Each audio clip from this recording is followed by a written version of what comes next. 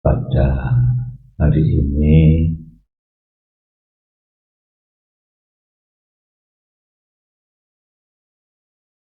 berkesempatan untuk latihan meditasi.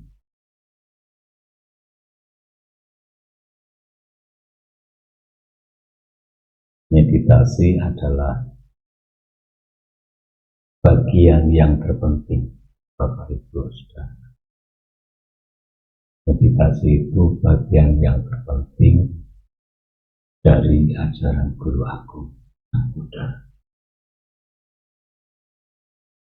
Karena dari meditasi inilah Bapak Ibu Saudara mengingatkan kita, dari meditasi, dari samadhi inilah Guru Agung kita mencapai pencerahan. Jadi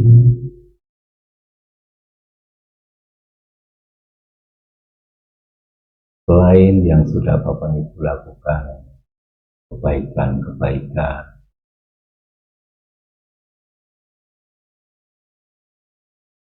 baik itu kebaikan berdana, melaksanakan sila, tetapi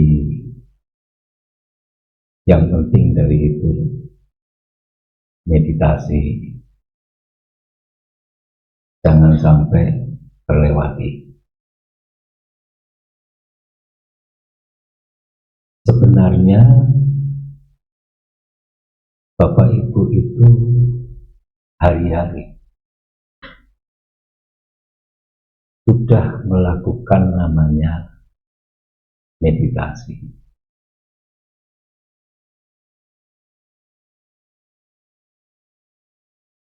Masa ibu-ibu meditasi, melakukan pekerjaan apapun itu meditasi. Mandi meditasi, gosok gigi meditasi. Semua bentuk aktivitas sesungguhnya itu sudah merupakan meditasi. Cuma kita tidak berpikir bahwa kita ini benar-benar menyadari, sadar betul, mengetahui betul kalau kita ini sedang melakukan aktivitas. Bernapas, ini kita sudah meditasi terus. Karena kalau napas itu berhenti, kita nggak hidup.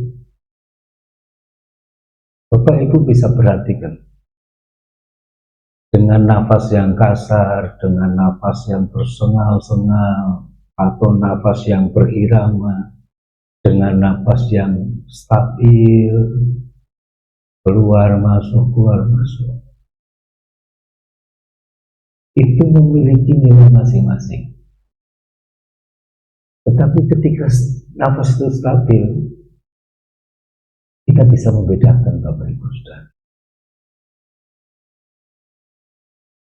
Nah, meditasi sudah kita lakukan sepanjang hari, tapi kita jarang menyadarinya. Maka itu dibuatlah semacam kayak retret atau pelatihan khusus untuk tujuan kita benar-benar mengetahui, menyadari apa yang sedang dilakukan.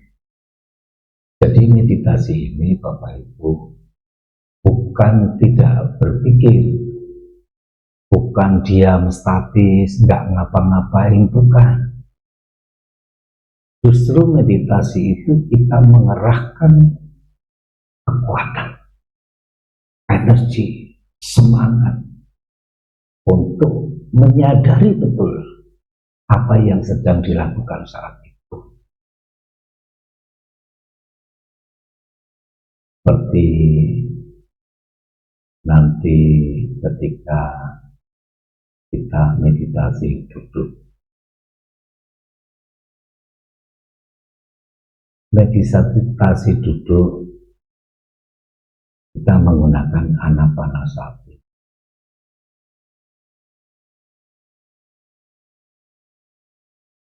Memperhatikan nafas masuk, nafas keluar. Memperhatikan saja, perhatian saja, sadar saja kalau itu ada nafas masuk, ada nafas keluar. Ketika duduk, tidak usah mengatur nafas harus dalam, nanti keluar juga harus sampai habis. Ya, yang biasa-biasa saja. Yang terpenting adalah mengetahui betul, sadar betul bahwa ada nafas masuk, ada nafas keluar. Ini meditasi anapanasati. Nafas masuk, nafas keluar.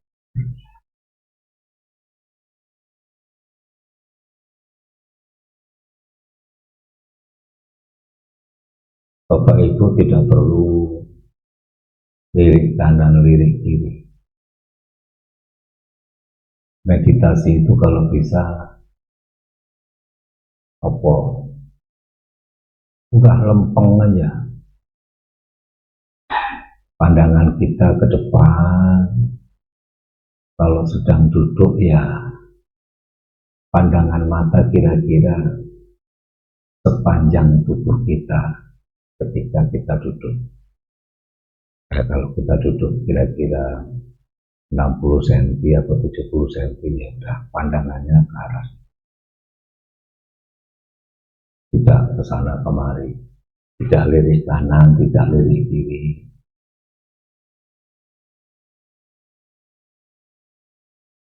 Meditasi itu sebenarnya enak sekali ketika kita berpikir diri sendiri saja, tidak usah mikir sekitar kita, keliling kita, tetangga kita. Kita ini sedang melakukan, menyadari semua aktivitas pada diri sendiri. Tidak usah berarti nafas tetangga, tidak usah. Punya masing-masing. Nanti kalau ada tetangga yang nafasnya tersengal-sengal, tidak apa-apa. Biasanya itu sedang meluapkan emosinya melalui nafas. Orang kalau kesel, nanti nafasnya akan kelihatan. Tapi tidak usah ditiru-tiru, karena dia yang punya nafas sendiri, punya nafas sendiri. Kalau orang itu batinnya tenang, pikirannya tenang, nggak neko-neko macam-macam mikirin yang di luar, dia nyantai, meditasinya nyantai. Dia menyadari terus nafas masuk, nafas keluar.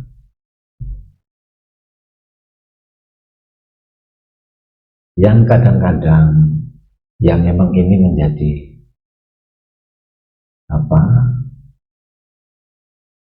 hal yang wajar ketika meditasi, itu yang disebut dengan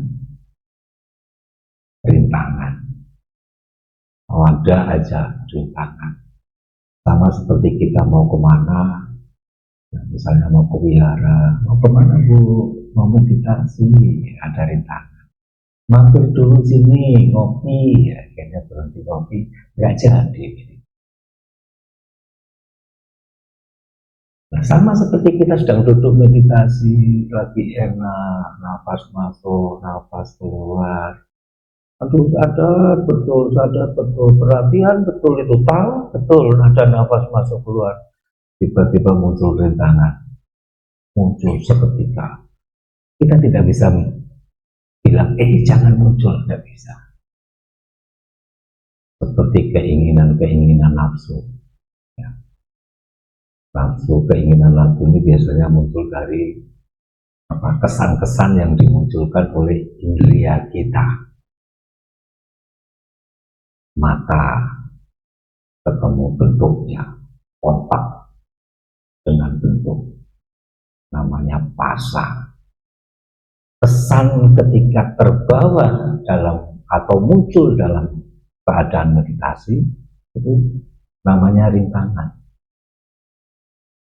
Tadi lihat yang bagus waktu kesini, matanya lihat langsung terekam tuh, termemori. Begitu meditasi muncul, aduh bagus banget ya itu bunga ya, bagus juga itu si mobil ya. Rintangan, akhirnya lupa sama napas, pikirannya terus hanyut ke sana. Nah ini Bapak Ibu, ini muncul dari mata, dari telinga, ya. Kontak-kontak itu muncul dalam meditasi. Tidak bisa dipungkiri Bapak Ibu Saudara, ini sudah pakem, ya, sudah memang seperti itu, tetapi memang akan muncul. Kok bisa? Nanti bisa. Panjang manusia punya indera, pasti kesan-kesan itu akan muncul kembali. Lah terus bagaimana Bante? Kalau dia muncul, diajarkan supaya kita kembalikan kepada objek. Kalau objek nafas, ya balik ke nafas. Oh iya, saya lagi anapanasati nih. Lalu balik ke anapanasati. Nanti kesan mendengar lagu yang bagus muncul. Nanti sentuhan tubuh yang pesannya muncul, akan muncul Bapak Ibu Saudara. Tapi jangan khawatir, karena diberikan jalan bagaimana supaya bisa meditasi itu kemudian terpusat kembali, yaitu mengembalikan kepada objeknya. Kalau anapanasati ya balik ke anapanasati. Sampai kapan Bante? Ya sampai selama-lamanya. Maka itu Bapak Ibu Saudara, meditasi ini sebenarnya latihan, pekerjaan yang butuh waktu yang tidak sedikit. Tidak bisa instan ya Bapak Ibu. Nanti pengennya instan, pulang-pulang terus jadi orang yang bebas dari segala-galanya. Tidak, butuh waktu yang terus-menerus. Itu bicara soal nafsu, keinginan yang muncul sebagai rintangan pada saat kita meditasi. Apa Bante yang ngono? Ya iya Bapak Ibu. Karena itu tahapan yang pasti akan dilalui. Tapi bagi mereka yang sudah memiliki kebiasaan meditasi, maka keinginan nafsu yang muncul itu mudah tereliminir, mudah disingkirin, cepat banget dilupakan. Tapi yang jarang pikirannya terkendali akan sulit. Itu kecamuk terus menerus. Enggak apa-apa. Terus gimana Bante? Ya enggak apa-apa. Terus latihan, terus latihan.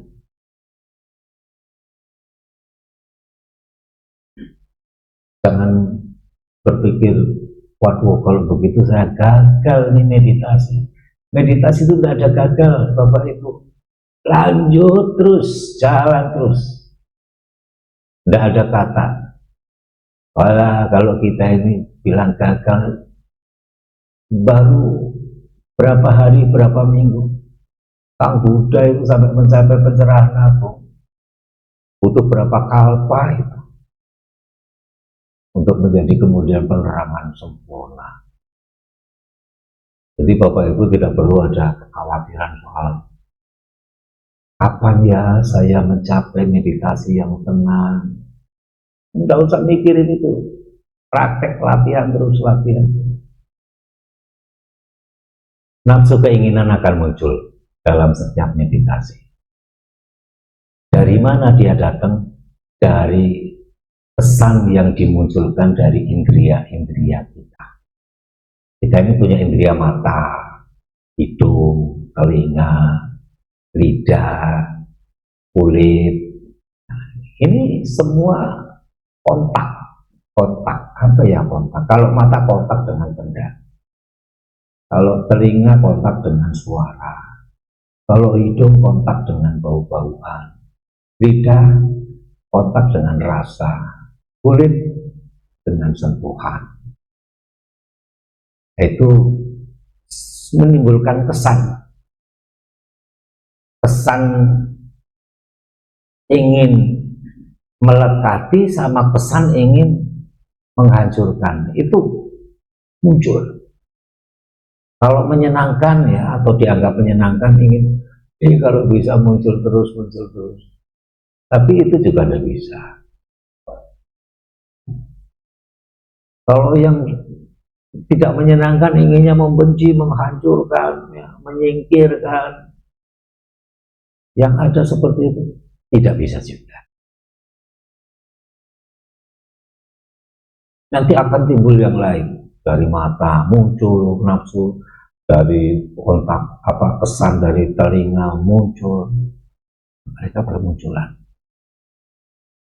Terus gimana Bante kalau bermunculan? Nggak apa-apa. Balik lagi terus ke napas, balik ke napas. Itu meditasi Bapak Ibu. Yang meditasi itu tetap ada yang namanya rintangan. Itu baru rintangan yang berupa keinginan nafsu yang ditimbulkan dari indria-indria yang kontak dengan dunia luar. Kemudian ada rintangan yang lain, rintangan keinginan jahat, benci, iri, dengki, tidak menyukai, yaitu juga kadang muncul dalam setiap meditasi. Sudah itu nanti juga muncul juga rintangan kemalasan atau kelambanan. Kalau sudah males, lamban, akhirnya tidak konsentrasi, hilang konsentrasi, yang ada kemudian ogah-ogahan. Kalau nggak ogah-ogahan, ngelamun.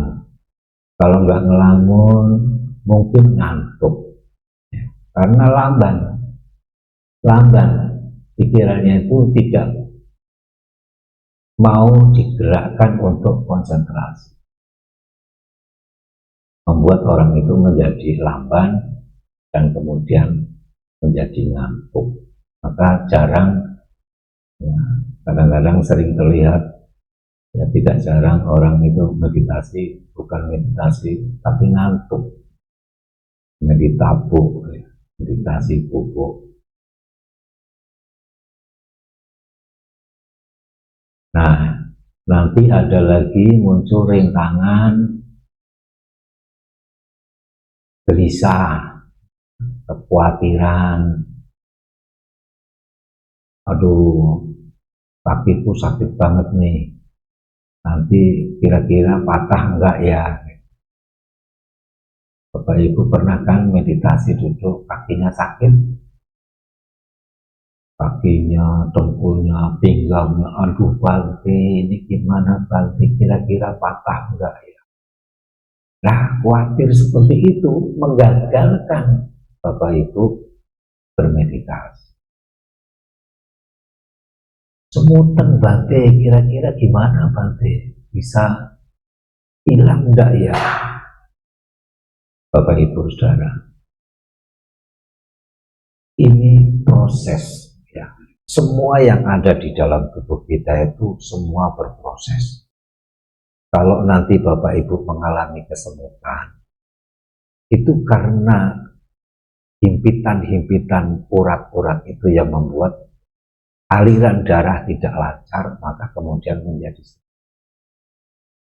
Sebenarnya biarkan saja rasa itu, karena nanti akan dengan sendirinya aliran darah itu punya jalannya sendiri.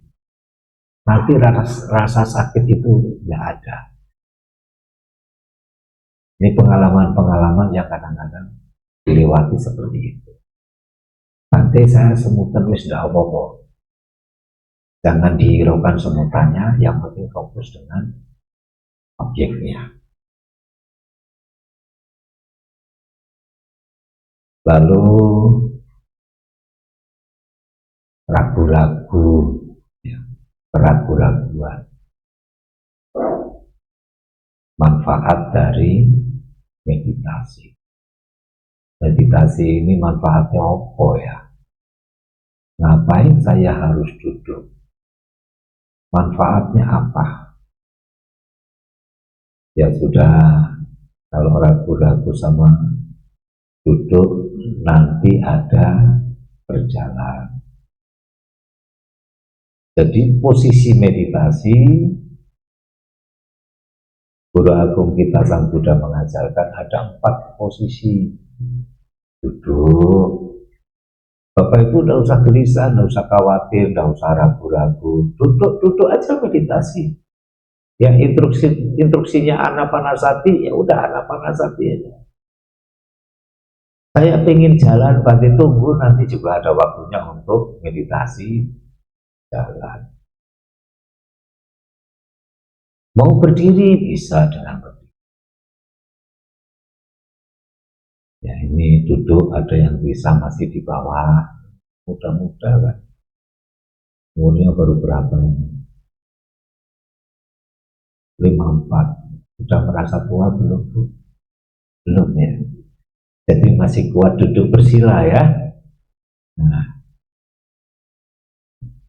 kalau ibu-ibu yang di kursi, enggak apa-apa Bapak Ibu duduk di kursi. Meditasi itu tidak mengharuskan, mewajibkan harus duduk bersila. Duduk bersilanya harus Padmasana. Tahu Padmasana? Misalnya enggak ada yang lihat duduknya Padmasana. Padmasana itu kaki menyilang.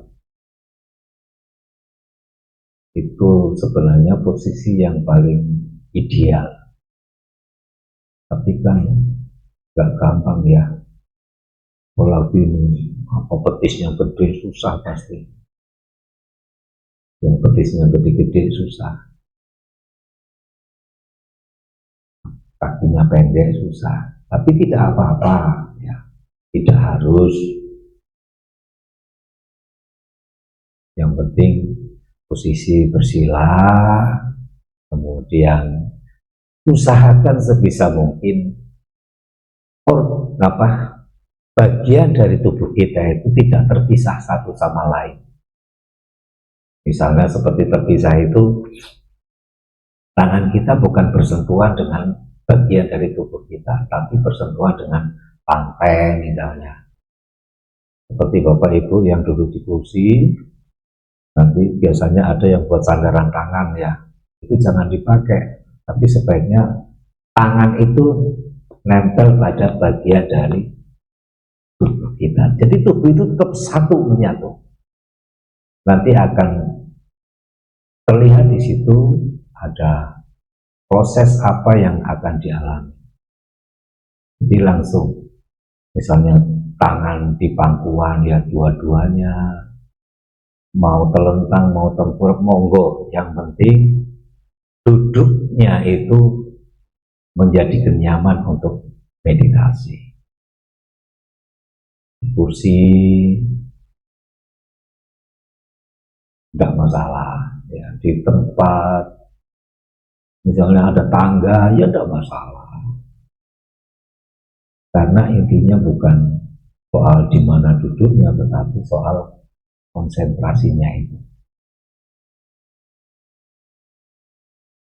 Itu untuk meditasi duduk. Jadi ada nanti pengalaman-pengalaman yang akan dilalui. Kuncinya cuma satu, konsentrasi. Konsentrasi terhadap objeknya. Kalau saya mengajak hari ini, Bapak Ibu melakukan anapanasati saja. Konsentrasi atau sati, perhatian pada nafas masuk, nafas keluar. Teman-teman, ya, kita udah umur 54 tahun, tidak pernah tahu nafasnya itu kayak apa. Nah, karena itu meditasi nafas itu sangat bagus sekali. Supaya kita bisa menyelami, oh nafasku ternyata elek ya. Nafasku ternyata apik, nafasku ternyata halus, nafasku ternyata. Kita melihat di situ. Karena bentuk halus, kasar, dan lembut itu adalah wujud dari sebenarnya batin kita. Kalau batinnya kasar, nafasnya mesti kasar. Batinnya lembut, halus, nafasnya semakin halus.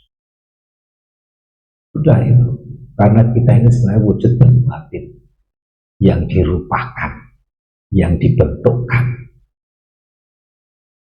Nah, batin inilah yang kemudian berekspresi, yang keluar melalui ucapan, perbuatan, indria-indria kita.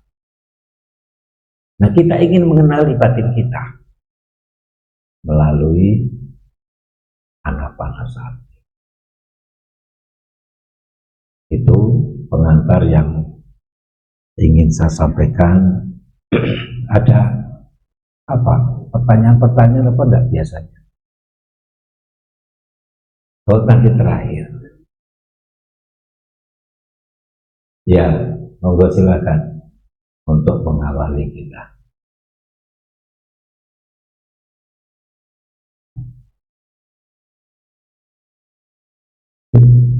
Teman-teman yang bertanya, mungkin saya dimulai. Ya.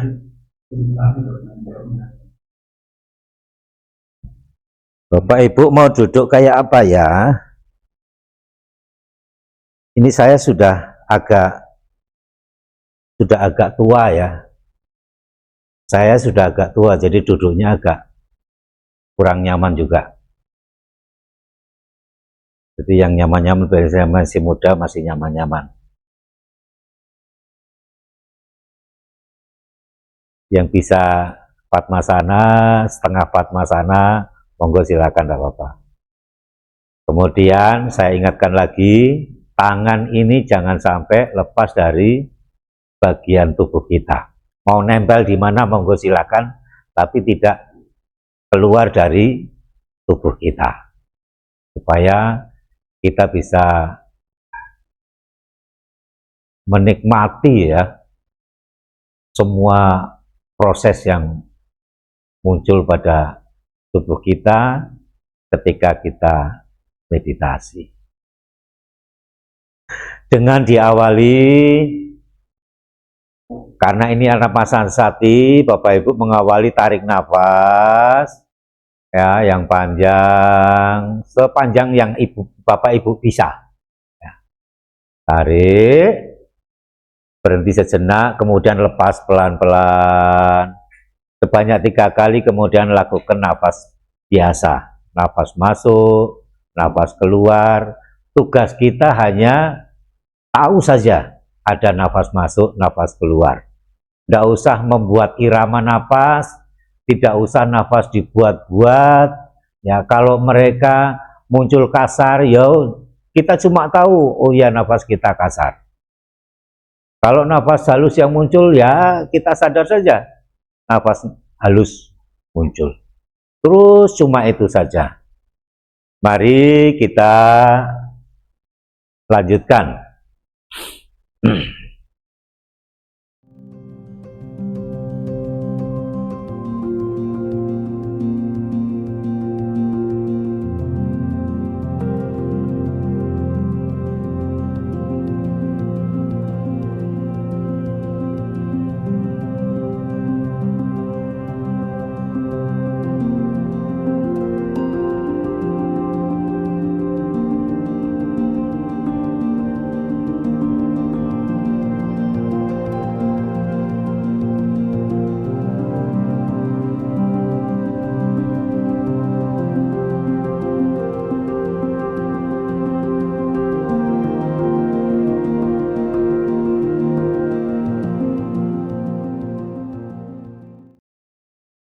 Bagaimana Bapak-bapak, Ibu-ibu sudah duduk meditasi, sudah jalan meditasi, berdiri meditasi. Tentu banyak yang dirasakan, dialami,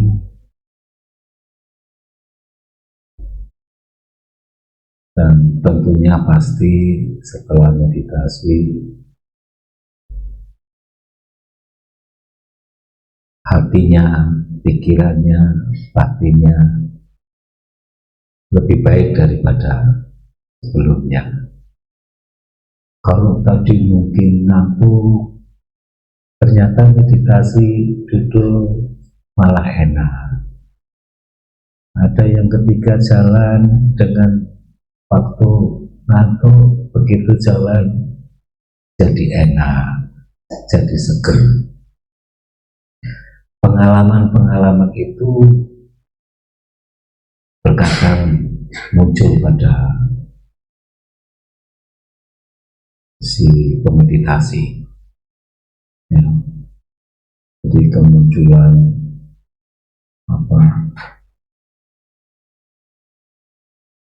dinamikanya itu hilang. Begitu kita merasa seger, wah, ternyata meditasi membuat bisa menekan yang namanya kemalasan.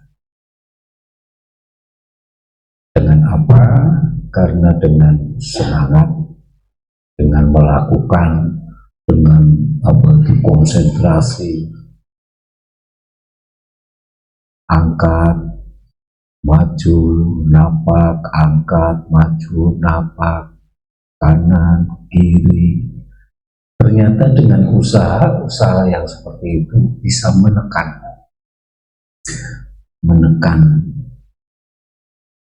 apa itu namanya dinamika, rasa ngantuk, malas, enggan, lamban, ya, itu dengan konsentrasi terus mengulang-ulang mengucap setiap gerakan bisa menekan. Ini membuktikan bahwa kepada kita, ya, ketika kita bisa dengan sungguh-sungguh konsentrasi, maka ini bisa menjadi cara, menjadi jalan ketika kita menghadapi persoalan-persoalan. Hidup ini kan nggak lepas dari namanya persoalan, dari masalah. Kita lupakan masalah itu dengan jalan meditasi. Maka masalah yang seharusnya tidak dipermasalahkan seketika bisa tidak muncul lagi. Jadi sebenarnya meditasi itu seperti tadi saya katakan, menekan, fungsinya itu menekan. Tapi nanti setelah selesai biasanya masalah yang baru akan muncul, masalah lain akan muncul. Hidup pokoknya itu pasti ada masalah. Maka itu pentingnya kita meditasi. Samatha itu salah satunya itu menekan, ya, menekan masalah baru muncul, menekan masalah baru muncul. Masalah baru itu ya keinginan jahat, niat jahat, ya, nafsu, keinginan, banyak macam. Jadi ketika kita meditasi, hal-hal yang seperti itu tuh nggak ada muncul lagi. Jadi fungsinya meditasi itu menghindarkan kita dari segala bentuk keburukan. Jadi itu makanya ketika meditasi pun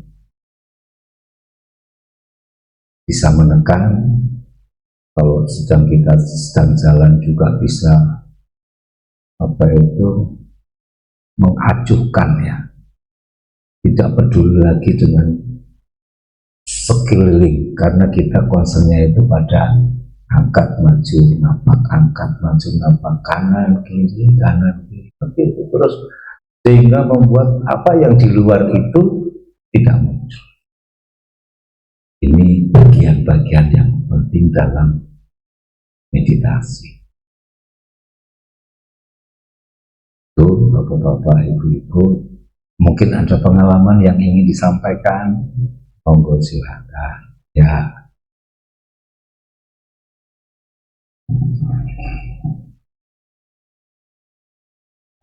Saya ada pertanyaan Bante. Jadi kalau katanya Bante kan vipassana itu angkat, maju, napak. Sedangkan kalau meditasi duduk ada ketegangan, itu mencatatnya gimana? Kalau misalnya juga pertama ketegangan, yang kedua kelegaan batin. Jadi setelah melihat munculnya ada kelegaan batin, itu yang dicatat tuh mencatatnya gimana? Lega atau merasa. Yang kedua, yang ketiga, kalau misalnya mau bersendawa gitu, itu mencatatnya juga gimana kalau vipassana? Ya. Tiga itu Bante. Ya. Terima kasih Bante. Ya. Jadi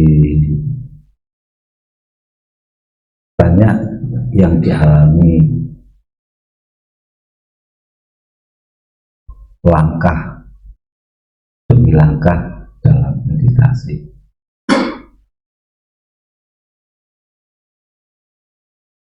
Jadi ketika vipassana itu cuma mencatat, ya mencatat saja. Sakit, tapi dengan sakit itu tidak cuma dicatat toh, tidak diingat-ingat. Ya. Karena apa? Karena nanti akan muncul yang lain. Ketika sakit seperti tadi, ketika angkat, dia akan muncul yang lain, maju.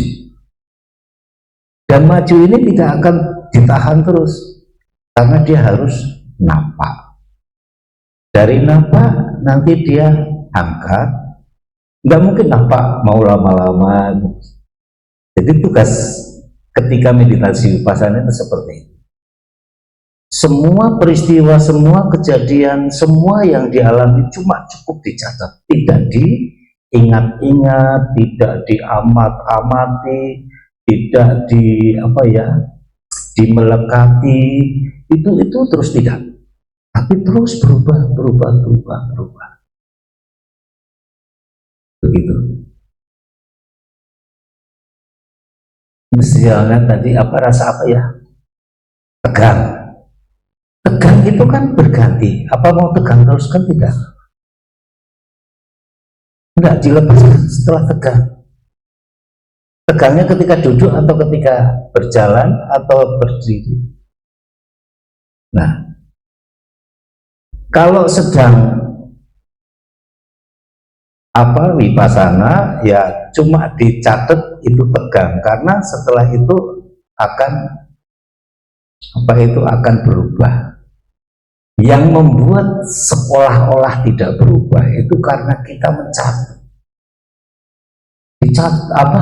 diamat-amati terus, sehingga seolah-olah itu ada terus. Padahal sebenarnya ya nanti memang itu butuh pengamatan yang sangat jeli sekali. Sebenarnya dia itu berubah. Dari mulai mungkin yang kencang sekali tegangnya, mungkin agak mengendor, tapi tidak diingat ya kendornya, cuma diingatnya tegangnya itu. Ya.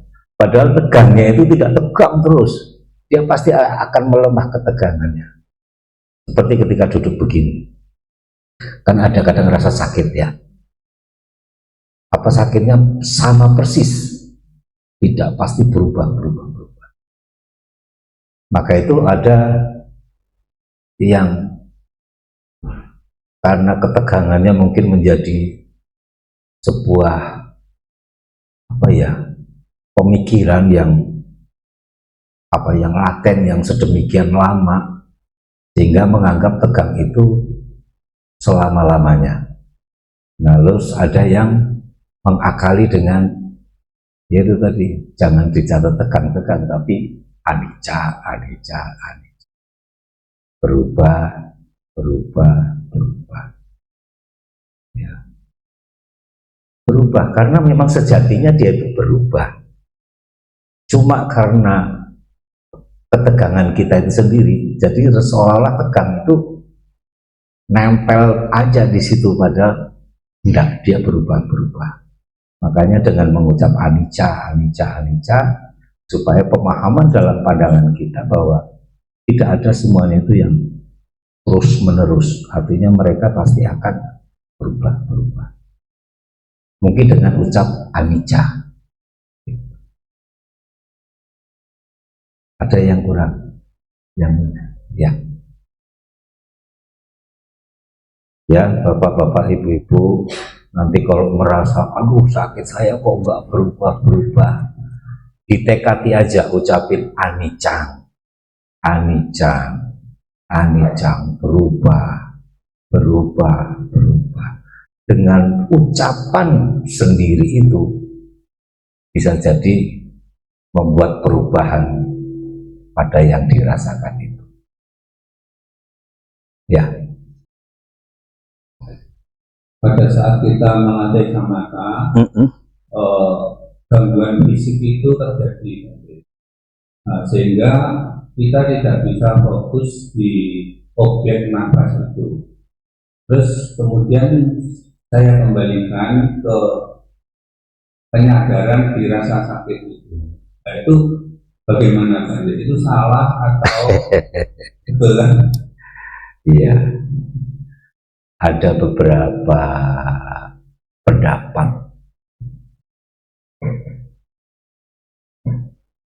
Ya, samatha itu kuncinya adalah konsen, fokus.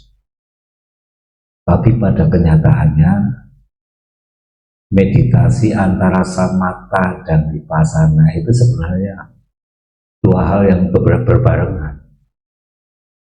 Maka kalau ingin memang semata spesifik samatha adalah memang menekan, Pak. Jadi rasa apa yang lain muncul harus ditekan. Ditekannya dengan memusatkan pada objek itu. Spesifikasinya seperti itu. Tapi iya, saya pernah mengalami seperti itu, pernah latihan. Ya kayak itu, 1 jam suruh duduk terus, ya kan sulit ya Bapak Ibu ya. Ada yang tahan 1 jam, nggak berubah posisi. Saya pernah mengalami selangkangan saya itu kayak mau patah gitu. Terus saya harus bagaimana begitu? Maunya nyari tenang, mau ayem, malah ngerasain sakit yang luar biasa. Ya ketika konsultasi jawabannya ya suruh mengembalikan ke rasa yang dirasai.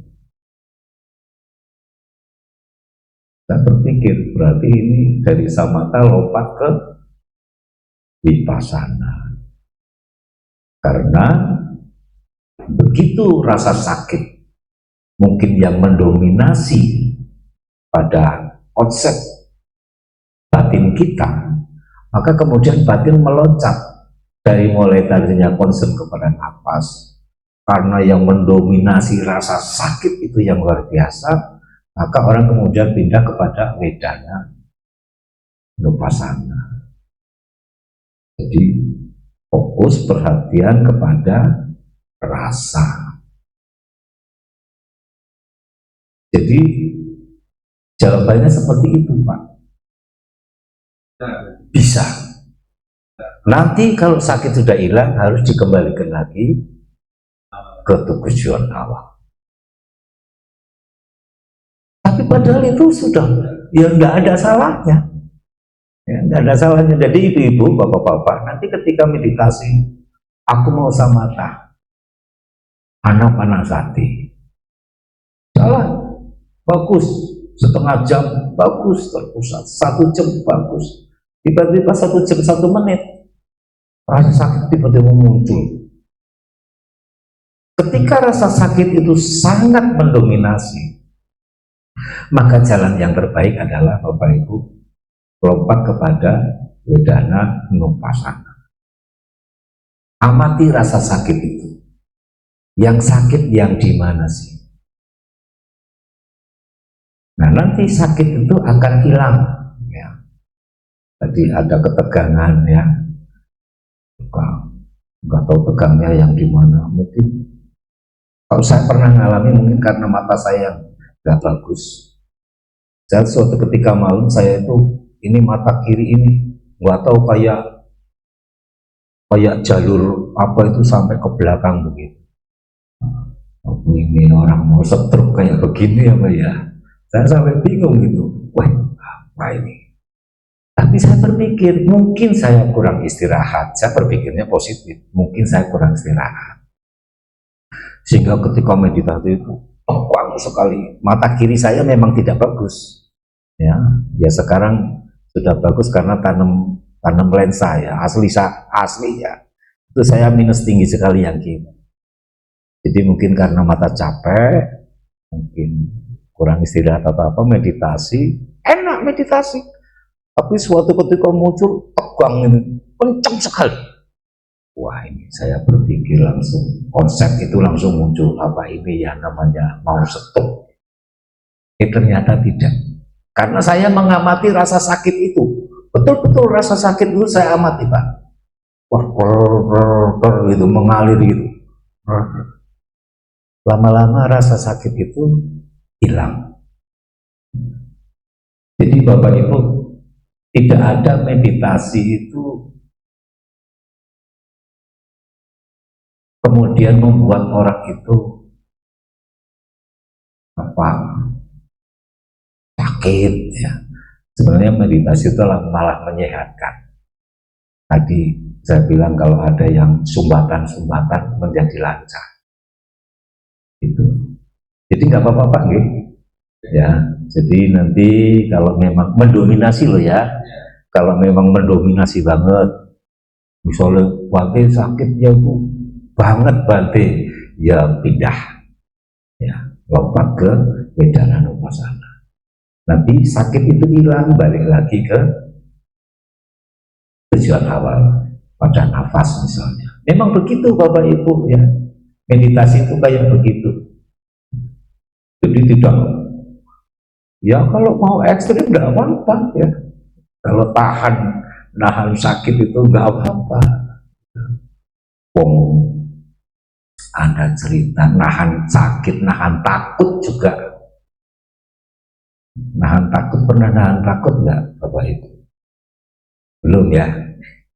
Ini cuma cerita tapi nggak tahu bener apa nggak. Teman saya ketika saya di Thailand begitu. Jadi dia biasa tudong ya, biasa jalan.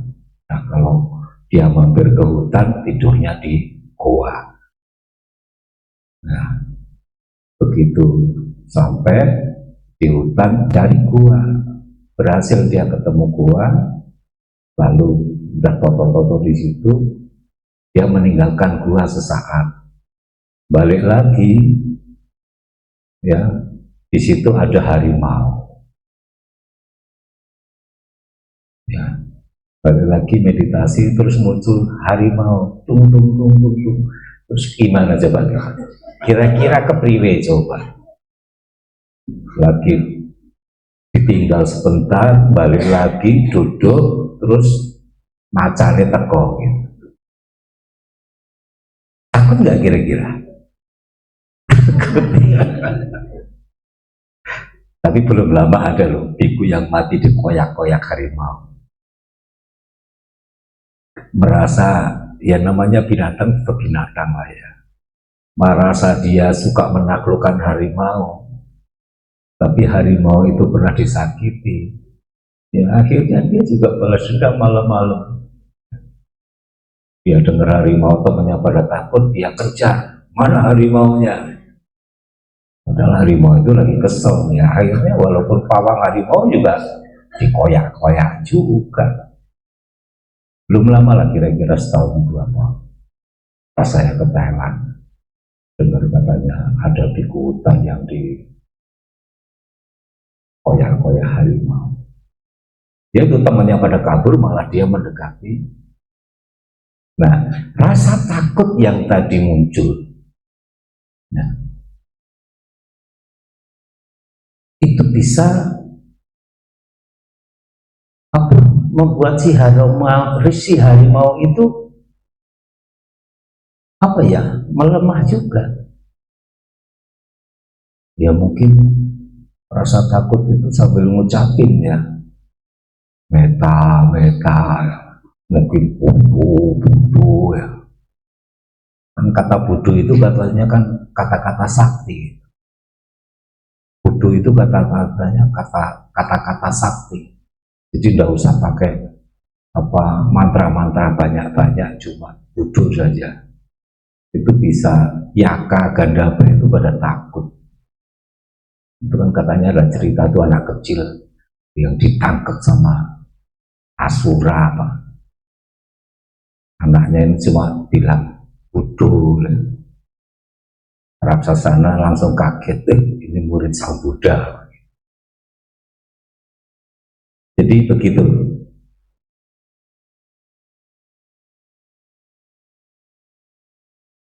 Bisa nanti misalnya ya Pak ya, Ibu nanti juga yang lain kalau mengalami seperti yang dialami Bapak. Kalau saya sendiri sakit dulu, saya sama guru saya juga digitukan. Kamu balik belon, itu yang bikin sakit itu. Lihat aja, terus lihat. Nanti kalau sudah sakit itu hilang, kamu balik ke yang semula menjadi objek. Itu ketika itu ya itu. Loh, waktu 1 jam, waktu selangkangan saya ini kayak mau pedot-pedot gitu. Ya begitu Pak ya. Nanti yang lain kalau mengalami kasus yang seperti ini, ya Bapak Ibu bisa pindah ke wedana. Wedana itu perasaan, rasa sakit. Ini biasanya rasa sakit. Orang meditasi itu rasa sakit itu kalau nggak banget sakitnya, itu nggak muncul Bapak Ibu. Itu sampai muncul karena pasti sakitnya banget.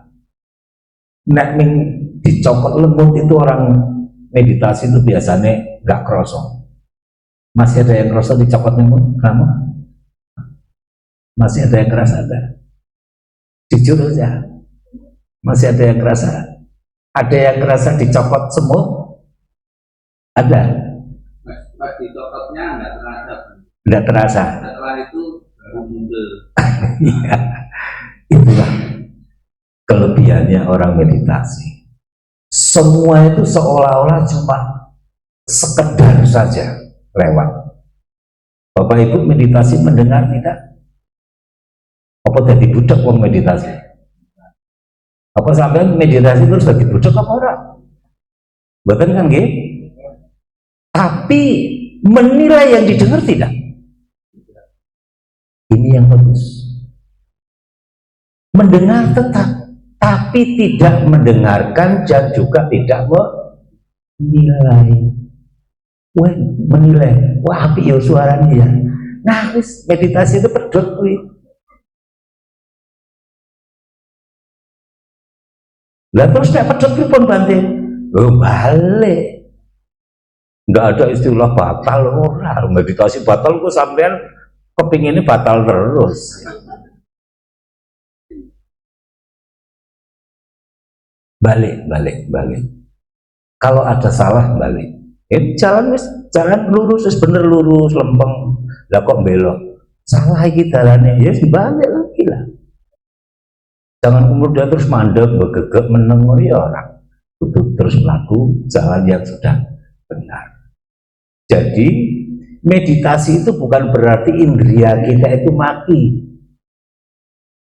Tetap berfungsi. Telinga mendengar, terus hidung. Tadi ono masakan enak napa mboten? Masih masih nyium-nyium enggak? Masih ya? Apa terus? Sate gae, gulai gae gitu. Nah kalau sampai begitu berarti putus, pedot wis. Lah terus pripun berarti? Ya balik lagi. Aku lagi meditasi. Jangan terus wah pedot, terus marani kayak saya kira apa mau ya gitu. Ya. Jadi begitu Bapak Ibu meditasi harus diulang-ulang. Jangan berpikiran pesimis, wah batal aku nggak iso lah meditasi, nggak mau lagi, nggak mau ikut lagi meditasi. Karena meditasi itu, apa artinya latihan yang harus terus menerus. Mengasihkan Bapak Ibu, kalau Bapak Ibu daripada stres mumet mikirin macam-macam mendingan gue meditasi, duduk meneng kayak panti jagarung aja di meneng jarene duduk aja daripada kayak ngrungokke anu radio bodol gitu ya, daripada itu dengerin suara-suara yang gak enak. Duduk meditasi nanti denger yang lewat tok gitu ya, nggak usah didengarkan, dinilai. Itu Bapak Ibu. Nyamuk, digigit nyamuk, itu nyamuk itu sentuhan, ya sentuhan dengan kulit kita. Apa nggak kroso berarti? Ya kroso, tapi tidak dirasa-rasakan terus. Aku gatel ya. Udah enggak apa-apa, memang nyamuk digigit. Nah, pernah banget ngalamin enggak digigit nyamuk? Terus pripun? Gimana? Mengatasinya pilih takbok gitu.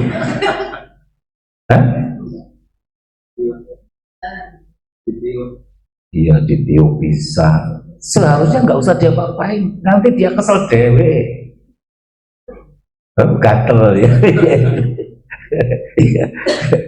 Itu gatel, itu adalah perasaan gatel. Nanti juga hilang gatel itu. Itu yang membuat ini kan karena kita itu berpikir bahwa itu tuh mencengkeram terus, padahal enggak. Kayak tadi pertanyaan tegang itu sebenarnya enggak mencengkeram terus. Kekuatannya juga tidak sekuat itu terus. Bapak Ibu pernah mencengkeram sekuat yang terus menerus? Enggak. Jajal takonnya kelingi, cekel pertama kenceng, dalam 2 menit pasti berubah. 3 menit berubah, sama seperti masih muda kuat kenceng, tambah tua tambah nggak kuat pegang ini. Jadi tidak ada selamanya itu yang apa itu artinya tidak berubah. Nah ini yang baiknya dalam setiap kita mengalami peristiwa-peristiwa bahwa anicca berubah itu pasti. Tidak ada di kehidupan ini, di alam semesta ini yang tidak berubah, semua berubah. Jangan ini kepenak jangan ulangan yang seperti ini, jangan kita itu jangan sudah tahu dengan sendiri. Kita sendiri adalah bentuk dari perubahan itu. Sampai berubah enggak? Apa kebian yang ngene-ngene iki? Orang toh, biar lebih ganteng kok sampai ya. Saiki eleke ini. Jadi begitu. Kita ini wujud dari perubahan itu sendiri. Sehingga wis apa batik hukumnya memang ngono. Kehidupan itu yang ada adalah perubahan. Ini yang kemudian disebut dengan apa? Hidup adalah duka. Jadi aslinya hidup itu adalah duka. Sampai ngomong suka itu kan karena menghibur saja sebenarnya. Aslinya hidup ini duka. Pokoknya kata Sang Buddha itu hidup adalah duka. Kenapa duka? Karena berubah terus menerus. Inginnya bisa rambutnya putus terus toh, sampai rambutnya sudah merotoli. Anak batu memang wajib cukur. Itu juga ngajari supaya kita tahu perubahan. Oh ya, rambut ini akan berubah. Apa rambut ireng terus? Ini malah abang.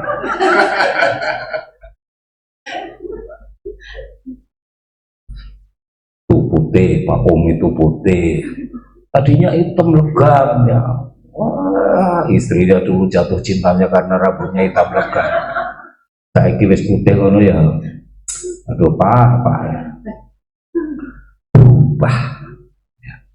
Menimbulkan duka. Sudah umur berapa Om sekarang Om?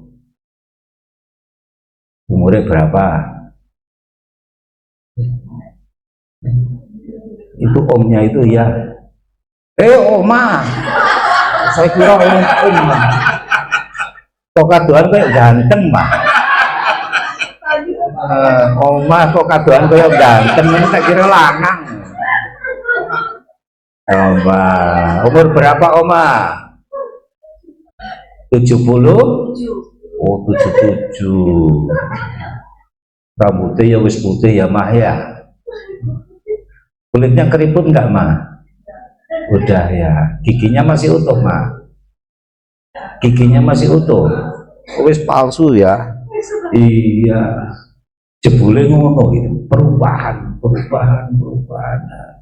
Saya dia juga pernah nom, saya wis mulai awake muntir-muntir. Dulu saya pengen kalau duduk meditasi, tapi sekarang udah duduk kleset.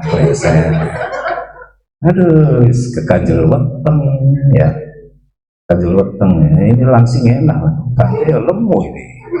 Wis ganjel weteng ya. Kaki wis podo kaku. Ya tapi itu yang mengasihkan untuk kita paham bahwa dalam hidup kita itu ada perubahan.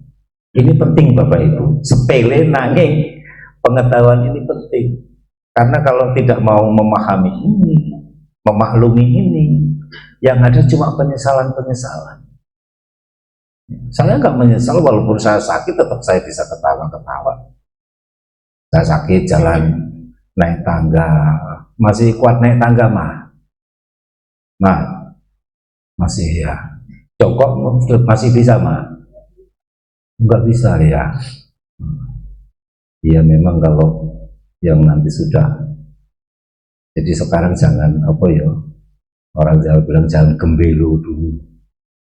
Karena masih muda masih bisa jongkok, nanti umur 45 sudah mulai jongkoknya susah. Sekali jongkok garing ngadeg sing kangelan. Garing ngadeg arep jongkok kangelan. Bareng jongkok arep ngadeg kangelan. Rambatan, cekelan temennya ya. Jadi meditasi itu seperti vipassana, tujuannya supaya kita ini melihat setiap saatnya ya, setiap momen, setiap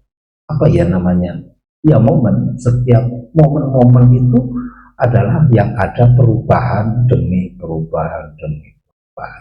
Tidak ada yang saja, tidak ada. Dengan paham ini sudah meringankan beban batin kita. Kalau ada apa-apa, nanti berubah. Di sini pada bersuami istri semua ya? Hah? Oh, iya. Itu nggak ada yang nggak berubah, semua berubah. Ya, jadi kalau misalnya lagi suaminya marah-marah, diemin aja marah. Nanti juga entah marahin. Apa mau marah terus 24 jam kan orang kesel ya Bu ya Pak. Marah 24 jam kan kesel ya. Pasti akan berhenti. Walaupun nanti bangun kesel lagi. Ya, itu pengalaman. Ya. Tapi ya begitulah. Ya. Jadi meditasi vipassana itu makanya rajin mencatat yang muncul. Dimulai dengan cara tadi angkat, maju, napak, angkat, maju, napak. Saya memberinya instruksi seperti itu dari kaki, karena sebenarnya bisa badan juga, maju, ya, terus angkat, maju, napak. Tapi kita hanya concern pada kaki. Nah, ini bisa dilakukan, tidak selalu ada event-event seperti ini, bapak-bapak, ibu-ibu, ya. Jadi di rumah, di kantor, di toko, di pasar. Oh, di pasar boleh meditasi? Ya boleh lah meditasi, kok nggak boleh. Apa bisa berhenti? Ya bisa lah. Yang bilang nggak bisa itu kan yang males. Meditasi itu di mana saja bisa. Bapak Ibu daripada ngobrol atau berwaga obrolan sing ora genah, mendingan lah buat meditasi, duduk diem, tarik nafas panjang, udah nikmati nafas, ya. Bikin hati tambah lega, bikin badan jadi sehat, daripada dengerin sing ora-ora, dengerin yang membawa kepada kebencian, membawa kepada keserakahan, membawa pada keiri hatian, itu malah gawe penyakit. Jadi bapak-bapak, ibu-ibu, kalau ada obrolan-obrolan yang membawa kepada kebencian, itu mendingan tidak usah dirungu, dipakai malah untuk meditasi saja. Makanya Sang Buddha pernah mengatakan itu di Dhammapada, di antara orang-orang membenci, tapi kita tidak ikut membenci. Di antara orang-orang serakah, kita tidak ikut serakah. Di antara maling, kita juga perlu juga jadi maling bisa. Nah itu ya, ada pertanyaan? Ya. Saya mau berbagi pengalaman, kan saya latihan meditasi itu latihan menghadapi perubahan yang tidak diinginkan, dan juga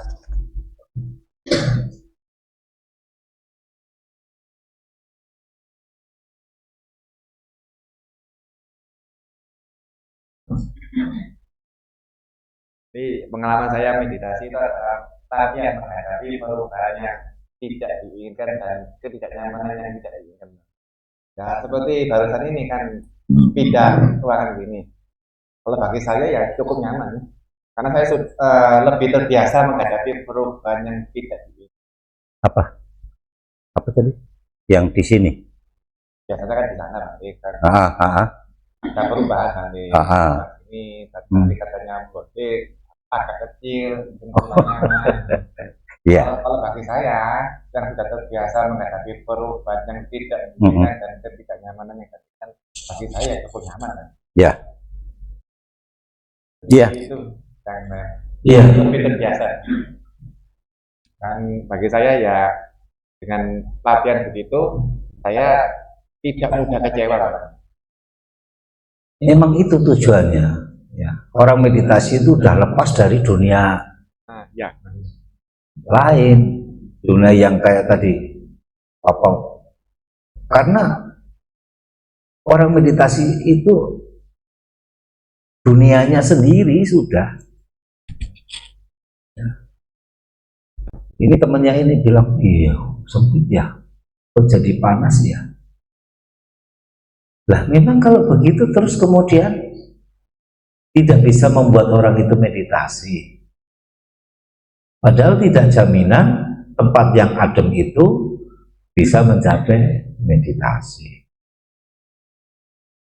Tidak jaminan juga ya, tempat yang panas, yang sempit tidak bisa mencapai meditasi. Bisa juga. Ya. Jadi tempat tidak menjadi faktor seseorang itu bisa mencapai meditasi atau tidak bisa mencapai meditasi. Ya. Jadi tempat tidak menjadi faktor, Bapak Ibu. Ya. Seperti ini tadi. Maka saya bilang di pasar pun bisa meditasi. Bapak Ibu pernah meditasi di tempat keramaian belum? Senangnya di tempat yang nyepi-nyepi sih ya. Tempatnya ber-AC, ya. Kemudian ruangannya tertutup. Belum ya? Belum pernah meditasi di tempat ramai ya. Tapi nanti latihan begini, Bapak Ibu akan mengalami. Coba di tempat ramai. Nggak ngaruh rame itu kalau sudah rajin meditasi. Benar Bapak Ibu? Nggak ngaruh. Begitu duduk, set, ambil sikap meditasi, jalan. Orang mau teriak itu nggak ngaruh di kuping. Cuma kuping tetap dengar kok kayak wong bengok-bengok. Ya wis liwat. Gitu. Itulah makanya pentingnya kenapa meditasi itu merem itu supaya mata tidak kontak dengan dunia luar. Kalau telinga kan tidak bisa ditutup, tetap akan terdengar suara. Nah, jadi tempat tidak menjadi faktor untuk mencapai atau tidak mencapai sebuah meditasi. Ya, nanti di pasar boleh. Di toko boleh, nggak apa-apa. Kalau mama papanya ngomel-ngomel ditinggal meditasi. Mah, pah, aku meditasi ya. Nanti papanya nggak jadi marah lagi.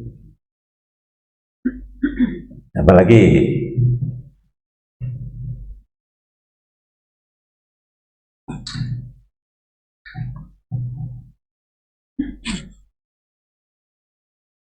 jadi Bapak Ibu, meditasi Bapak Ibu tentu sudah banyak. Apa ini dinamain apa? Oh, ODM apa? One day mindfulness. Keren banget banget. Artinya apa Mas? Satu hari dalam penyadaran penuh ya, mindfulness.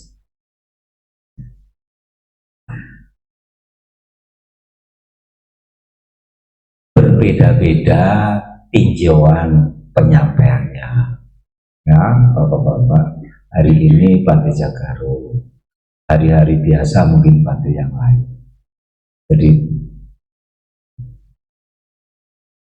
setiap tutor itu biasanya memiliki pengalaman yang berbeda-beda.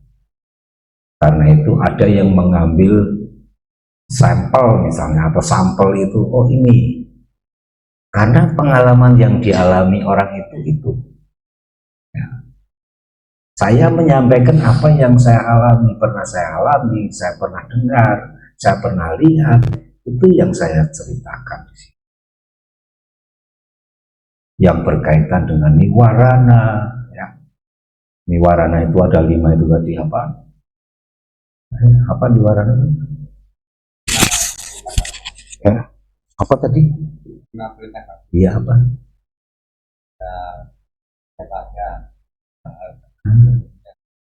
Bapak Ibu, bahasa sing gampang, ingat enggak itu 5 itu? Hah?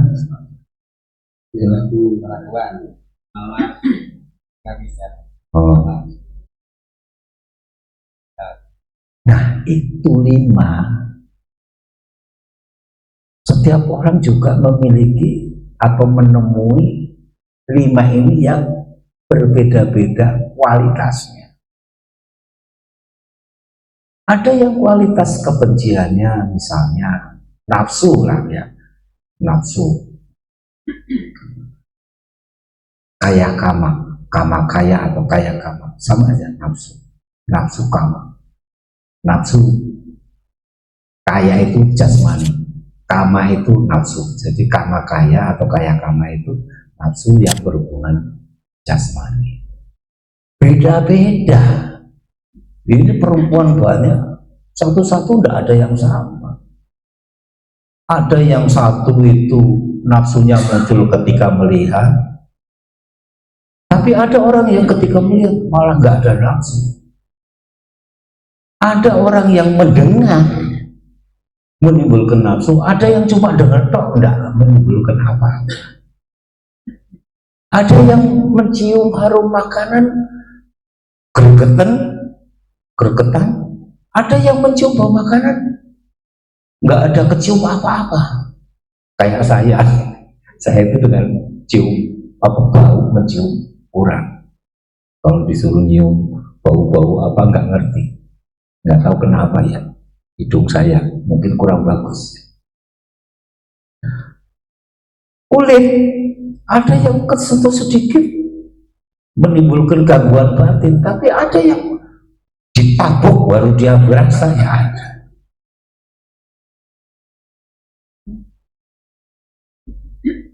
Tupit gini baru berasa, kalau di toel nggak mudah, cutit dia baru nggak, oh iya kan begitu. Jadi semua itu memiliki kualifikasi yang berbeda-beda, karena memang kita ini lahir dari yang berbeda-beda, Bapak Ibu ya. Jangan minta sama, nggak bisa. Minta sama nggak bisa. Ini pengen cantik kayak ini nggak bisa. Mau jeleknya kayak begini minta cantik kayak itu nggak bisa. Jadi nggak bisa. Semua itu karena kita sudah membekali diri sendiri masing-masing.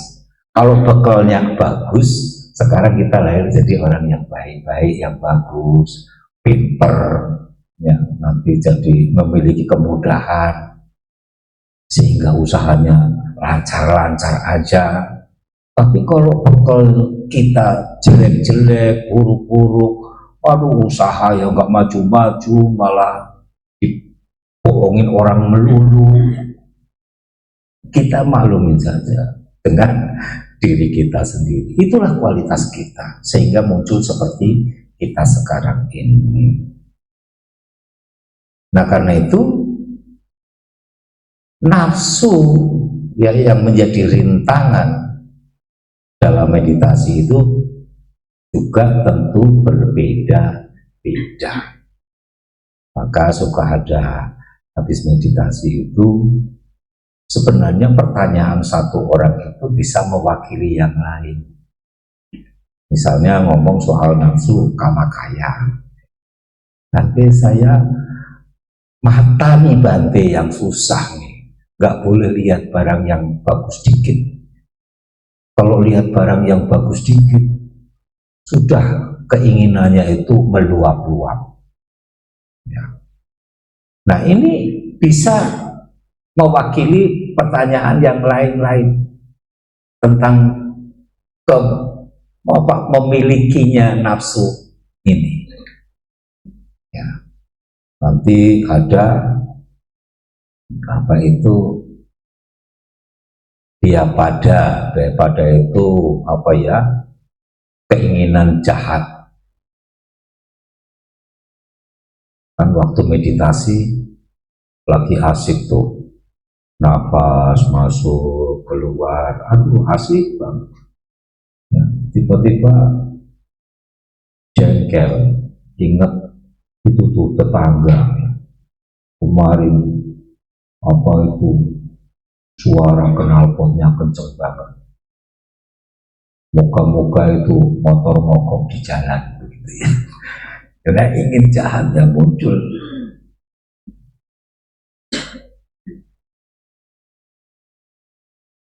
Dan itu kualitasnya juga beda-beda. Ada yang ngomong cuma mogok di jalan, ada yang berpikiran disenggol mobil, ada yang berpikiran tumbulan dan lain sebagainya. Beda-beda. Itu itikat jahat, keinginan jahat yang disebut ya pada, dan itu akan muncul juga di dalam meditasi.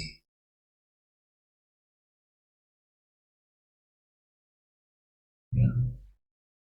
Nanti ada kemalasan, ya. ngantuk. Tadi sempat ngantuk apa enggak? Pasti. Kayaknya enggak ada yang enggak ngantuk di sini kan ya. Enggak ada yang enggak ngantuk kan. Berarti semua ngantuk ya. Nyadar sudah? Ini termasuk rintangan dalam meditasi.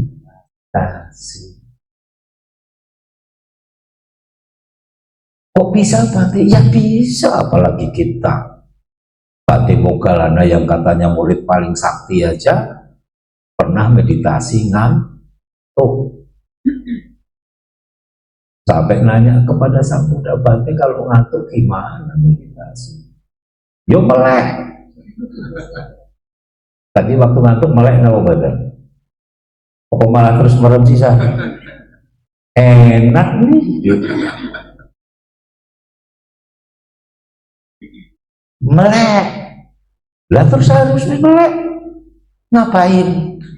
Nggak betul. Delok kayak awang-awang ya. Suruh lihat langit. Lihat langit. Duduk lagi meditasi. Masih ngantuk Bante. Metu neh delok langit. Itu kan kayak bintangnya ya. Itu bintang. Bintang. Lalu keselimur ngantuk hilang. Meditasi. Konsep dapat. Belum bisa Bante. Metu raup penuhi raine. Jadi kalau Bapak Ibu bisa mencuci muka, terus kemudian dipijit-pijit telinga. Ya, kenapa kok telinga Bante kok nggak hidung atau apa? Telinga, karena telinga itu ada tulang rawan. Tulang rawan ini yang menimbulkan rasa hangat, kemudian darah itu mengalir. Kenapa orang ngantuk? Karena darahnya itu pada kademen. Darah itu kalau adem, sampean bawaannya ngantuk. Coba ditampongi pipine, kan terus ngantuk hilang. Karena merah, darahnya terus. Ya makanya Sang Buddha ngajarkan diusap-usap itu telinganya. Terus kalau masih ngantuk bisa itu telapak tangan ini diusap-usap, terus ditaruh di bukan di sini di mata. Nah di mata itu bisa mengatasi rasa ngantuk. Tapi nanti nek umpamane mengalami begitu, apa ini banyak peserta ya, jangan berisik ya, besak itu berisik di sebelahnya. Itu namanya cari masalah, bukan menyelesaikan masalah tapi cari masalah, ya, membuat masalah. Ya jadi ngantuk tidak apa-apa bapak-bapak, ibu-ibu meditasi. Karena masih ada cara untuk mengatasi ngantuknya itu. Jangan kalau ngantuk, kemudian kebanyakan sih kalau ngantuk terus malah, wah enak dulu daripada meditasi. Gitu kan ya? Nggih napa mboten? Nggih wae ngono lho.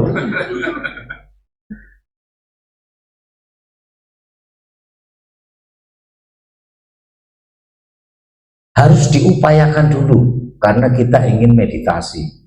Awalnya kita ingin meditasi, maka harus diupayakan bagaimana supaya meditasi itu berjalan terus. Wah nggak sampai Bante, nggak tekan-tekan, ya terus jalan terus. Orang tekan-tekan Bante melaku terus. Jenenge meditasi itu bukan pekerjaan yang instan, moro-moro mateng dadi ya udah. Jadi sampai ojo ngimpi meditasi melok seminggu terus mencapai jana. Ya mengkola sabar. Wis tekan jana apa derek? Belum ngerti jalan apa mboten? Wis sesuk takon karo guru liyane. Jana itu harus mengalami 5 hal yang harus diselesaikan, diupayakan. Nah kalau Bante Jaga itu seneng pemula-pemula, pokoknya batinnya tenang itu wis modal. Karena kalau nanti batin tenang, meditasi mau model kayak apa, mau objek apa ya lancar-lancar saja. Yang penting batin ini digawe tenang dulu. Karena kalau nggak tenang percuma, itu maksain diri aja. Nah, ngantuk muncul, tidak apa-apa Bapak Ibu, ngantuk muncul.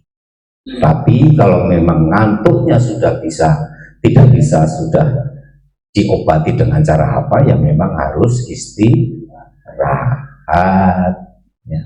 Jangan maksain karo Bante Jaga rauli turu ya, meditasi terus gimana caranya, dan nanti nyalahkan Bante Jaga ini gara-gara Bante Jaga nih anak saya jadi sakit.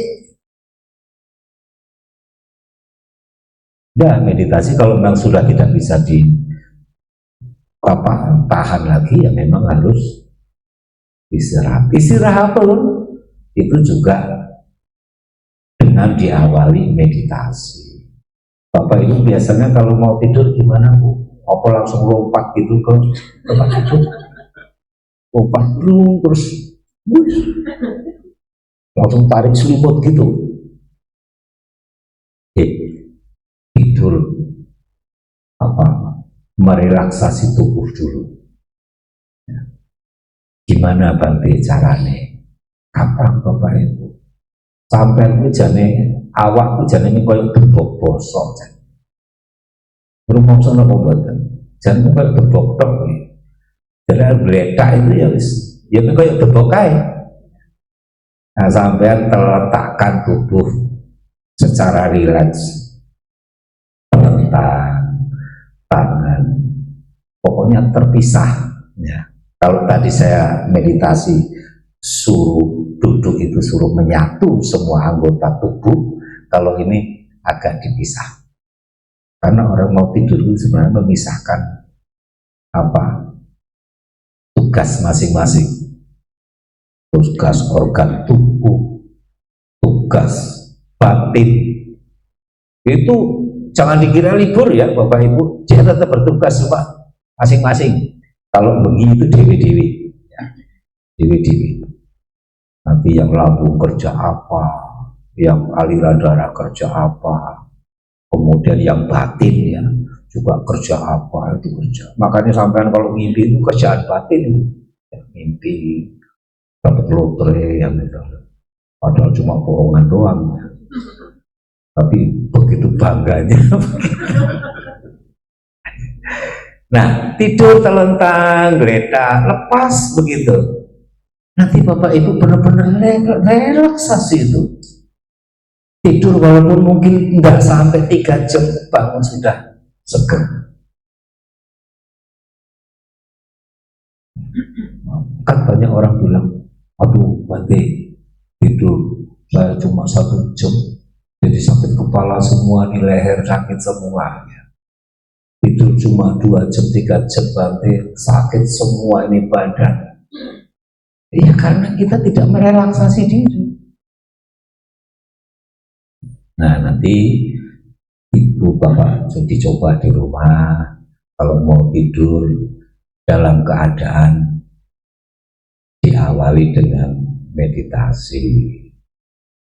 Tarik nafas, tarik nafas, lepas. Badan udah, tangan digeletak ke kanan kiri, kaki agak renggang, udah badan telentang. Nanti bangun-bangun dengan segar. Ojo, ngantuk Bante langsung mencolok, tarik selimut. Enggak begitu. Ya, yang biasanya gimana Bapak Ibu kalau tidur? Hah? Belum pernah mungkin ya disampaikan seperti itu. Ingat kata Sang Buddha, apa itu, tetap terjaga sebelum tidur nyenyak. Bapak Ibu pernah ngorok nggak tidurnya, tahu nggak? Tahu ngorok nggak? Ngerti nggak kalau ngorok tidurnya? Nggak kan? Sayang sekali. Pernah? Perlu ngorok dewi apa kan? Tapi kalau saya dengar suara suami. Iya iya. Meditasi ini bisa nanti akan mendengarkan orokannya sendiri. Oh iya, saya ngorok ini. Walaupun cuma sebentar.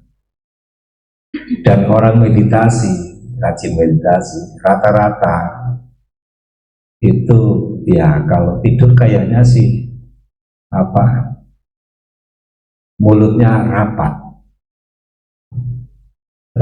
karena dia sering masuk keluar napas itu kan. Makanya ketika tidur napasnya beriringan terus, mulutnya rapat. Ibu-ibu siapa yang kalau tidur mulutnya nganga? Hah? Siapa? Suami. Saya ngerti ya suami atau istrinya. Mak, kowe turune kowe lambene nganga. Pak, kowe turu nganga ya. Makanya rajin meditasi, mingkem. Jadi meditasi mingkem itu ya apa? Mengurangi ngomong, mengurangi buka mulut. Kadang-kadang kita buka mulutnya kan yang jelek-jelek ya. Jadi mendingan daripada ngomong buka yang jelek-jelek, mendingan gue mingkem, gue meditasi. Bermanfaat. Nah itu ngantuk dialami orang meditasi, gelisah, ya, khawatir dialami oleh orang yang sedang meditasi. Ya, keraguan-raguan, aku ngantek kapan yo meditasi, ngantek kira-kira ngantek kapan bisa mencapai jana, orang usah dipikir, malah ragu-ragu nanti. Orang mencapai jana itu kadang-kadang tidak melalui meditasi loh Bapak Ibu. Melalui apa? Melalui harap mati kan. Apa? Nanti peduli ya. Masa suruh saya mati baru mencapai jana? Loh, orang mau mati itu kesadarannya lebih murni daripada orang yang waras kayak sehat begini. Macem-macem. Orang mau meninggal itu yang ada kesadarannya lebih murni ya. Makanya kita meditasi, berbuat baik dan lain sebagainya itu tujuannya nanti kalau menjelang maut itu yang ada adalah kesadaran yang kuat. Jadi nanti tetap dilatih meditasi dimanapun tempat ya, tidak ngaruh. Waktu juga tidak ngaruh. Cuma kita harus bijaksana karena Bapak Ibu ini kan perumah tangga. Sing diurus orang mengawake dhewe. Sing duwe bojo ya bojone diurus. Duwe anak anake ya diurus. Dapur wong ibu-ibu yo masak, masih masak apa ora Bu? Masih nggih wong wedok ora gelem masak. Wong wedok kan jarene masak, macak karo mana.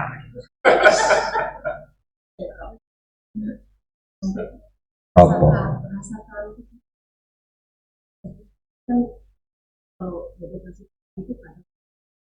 Tapi selalu saya amati rasakan itu. Kemudian nggak sendiri, jadi ya boleh, ya itu namanya sudah ditemukan solusi. Jadi ya satu dilawan, dengan begitu kita itu mencari, bisa menemukan jawabannya. Oh ini dengan ini terselesaikan masalah. Ternyata ngilangin ngantuk gampang kok, amati ngantuknya juga bisa hilang. Ya, tempat di mana saja bisa, waktu kapan saja bisa, Bapak Ibu. Cuma sebagai berumah tangga, ya saya selalu, ya itu bijaksana lah wong jadi berumah tangga. Jadi ingat gawean, ojo mentang-mentang meditasi terus nggak mau nyambut gawe.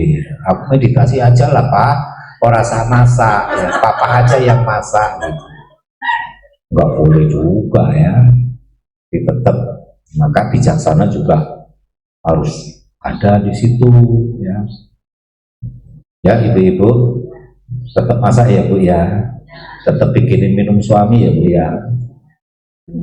Masa pembantunya yang suruh bikin, ya istrinya lah ya yang bikin ya. Iya mana? Gawe dhewe. Aduh. Ternyata setelah tua malah suruh mandiri. Iya.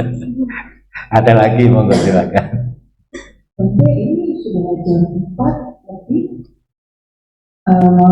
pertanyaan terakhir atau dilanjutkan dengan jadi lanjut ke Patidana aja Bante ya? Mati dana.